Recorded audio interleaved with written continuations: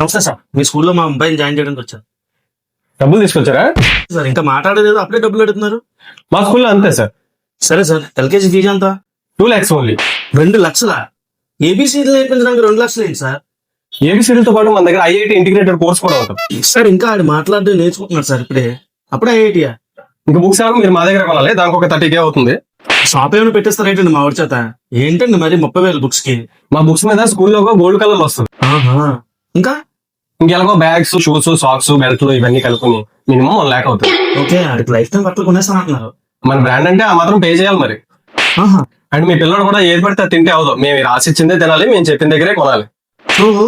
అలా మీకు నచ్చిన దగ్గర మీరు కొనుక్కొని తిన్నారనుకోండి, మీ అబ్బాయి సైంటిస్ట్ అవ్వకపోతే మాకు సంబంధం లేదు. మీకేమైనా ప్రాపర్టీస్ ఉన్నాయా? ముందు ఇలాంటి స్కూల్ ఉంటాయని తెలియదు కదండి. మా తాత అందుకే 2 ఎకరాలు కొన్నాడు. తెలుసుంటే 10 ఎకరాలు కొందనేమో. వాటిని అర్జెంట్ గా తీసుకొచ్చి మా స్కూల్లో హ్యాండ్ ఓవర్ చేయండి. అప్పుడు కానీ మా తాత కుర్చీ మడత పెట్టి, లేకపోతే మాస్టర్ మీకు పని ఏంటండి? మీరు ఎక్కడెక్కడ ఎక్కువ ఇంట్రెస్ట్ డబ్బులు తెచ్చుకునే కన్నా మన దగ్గర తాకట్టు పెడితే తక్కువ ఇంట్రెస్ట్ మీ డబ్బులు కూడా ఇప్పిస్తాం. ఆహా, స్కూల్ తో పాటు లోన్లు కూడానా? పేరెంట్స్ ఇబ్బంది పడడం మాకు పెద్దగా ఇష్టం ఉండదండి. అన్నట్టు మీకు మందు సిగరెట్లు అలవాట్లు ఏమన్నాయా?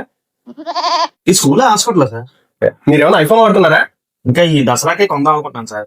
మీరు చెప్పిన రేట్లు విన్న తర్వాత ఇంకేం కొంటారు సార్? అయితే 2 కిడ్నీలు సేఫ్. మీ పిల్లడు చదువుకి దోకలేదు. Okay sir. అదేంటి సార్ వెళ్ళిపోతున్నారు?